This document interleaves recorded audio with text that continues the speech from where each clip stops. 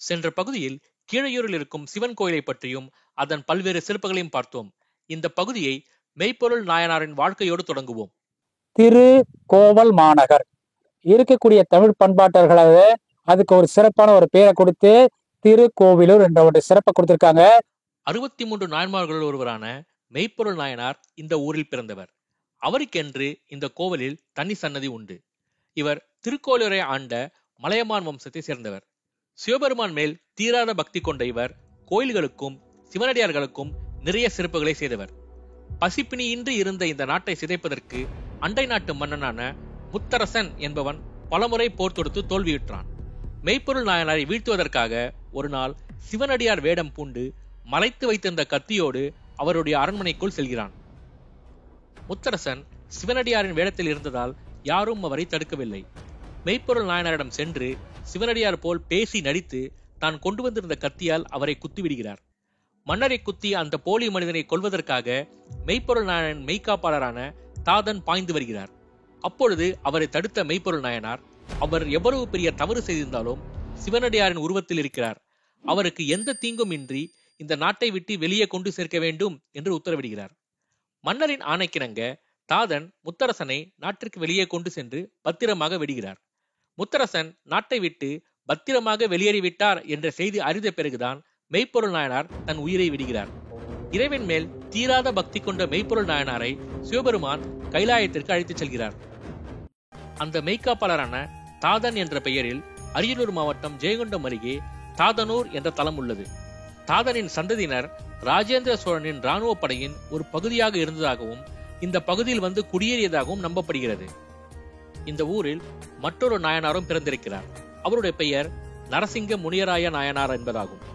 திருமுனைப்பாடி மாநிலத்தை ஆண்ட இவர் சுந்தரரை தன்னுடைய மகனாக தத்தெடுத்து அவருக்கு எல்லாவிதமான வசதிகளையும் செய்து கொடுத்து வளர்த்தவர். சிவபெருமானின் சிறந்த பக்தரான இவருடைய காலத்தில் மக்கள் மகிழ்ச்சியாக இருந்தனர். சிவராத்திரி மற்றும் திருவாதிரை திருநாட்களில் சிவன் கோயில்களில் பல பூஜைகளை இவர் நடத்தியிருக்கிறார். சிவபெருமானின் பக்தர்களுக்கு உணவு வழங்கி நல்ல முறையில் பராமரித்து வந்தவர். சிவபெருமானுக்கு பூஜை செய்த பின்னரே அவர் தன்னுடைய உணவை எடுத்துக்கொள்வார். ஒருமுறை திருவாதிரை திருநாளில் சிவபெருமான் தன்னை ஒரு ஏழை சிவபக்தனாக மாற்றிக்கொண்டு சிவபூஜையில் கலந்து கொண்டார். ஒரு சிறிய துணியை மட்டும் உடலில் அணிந்திருந்தார். அவருடைய தோற்றத்தை கண்ட பக்தர்கள் அவர் மீது வெறுப்படைந்தனர். ஆனால் முனையரையரோ அந்த ஏழை பக்தரை அன்புடன் வரவேற்று அவருக்கு உணவளித்தார். மேலும் அவருக்கு பொற்காசுகளையும் நல்ல ஆடைகளையும் பரிசாக அளித்தார். அவரது உன்னதமான செயல் சிவபெருமானை மகிழ்ச்சி அடைய செய்தது. அவர் உமையவருடன் தன்னுடைய உண்மையான வடிவில் தோன்றி நீண்ட ஆயுளை அவருக்கு ஆசீர்வதித்தார். இறந்த பின்பு முனியரையர் சிவபெருமானின் தெய்வீக இருப்பிடமான கைலாயசத்தை அடைந்தார். தமிழ் மாதமான புரட்டாசியில் அவருடைய பிறந்த நாள் குரு பூஜை நாளாக கொண்டாடப்படுகிறது. திருச்சிற்றம்பலம். சிவாய நம. கடையேழு வள்ளலுடைய 7 வள்ளலுடைய அனுகிரகத்தில முதன்மையானவர் பாரி. அவருடைய அரசவையில கபிலர் புலவரா இருக்கார். ஸ்தலங்களிலே இருக்கக்கூடிய அனுகிரகமான யோகத்தை கொடுக்கக்கூடிய தென்பண்ணை நதிக்கரைக்கு பக்கத்தில் இருக்கக்கூடிய அட்ட வீரட்டனம். அட்டம் என்பது தூய தமிழ்ல 8 ஸ்தலங்கள்ல சிறப்பு மிக்க 2வது கோவில். இந்த இடத்திலே அந்தகாசூரனை சம்ஹாரம் பண்ண ஸ்தலம். ஔவையார் பாடுபட்ட பெரிய பிள்ளையார் இங்க வீட்டு இருக்கிறாரு. இவரை நோக்கி பாறைக்கு கீழே தன்னுடைய தியானத்தை ஆரம்பிக்கிறார் கபிலர். தியானத்தினுடைய வலிமையிலே அவருடைய அனுகிரகத்திலே சிறப்பான வடக்கு நோக்கி தன்னுடைய தியானத்தை ஆரம்பிக்கிறார்.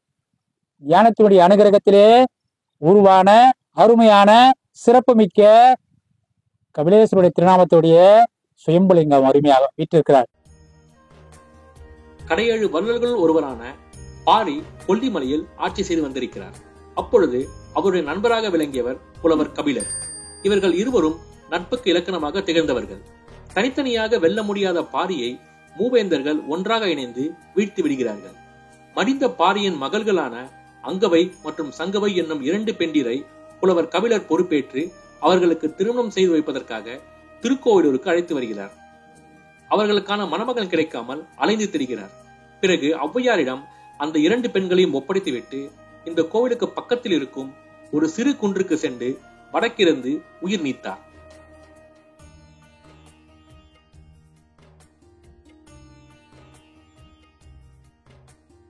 வடக்கிருத்தல் என்பது வடதிசை நோக்கி அமர்ந்து கொண்டு எதுவும் உண்ணாமல் இறந்து போவதை குறிக்கும்.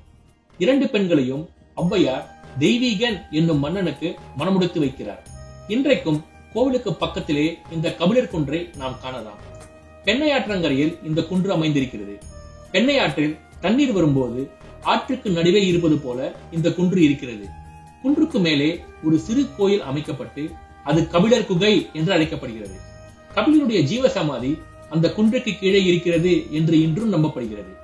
இப்படி பல்வேறு சிறப்புகளை கொண்ட வீரட்டானேஸ்வரர் கோயிலுக்கு சென்று புராண மற்றும் வரலாற்று செய்திகளை அறிந்து கொள்வீர்களாக. நன்றி.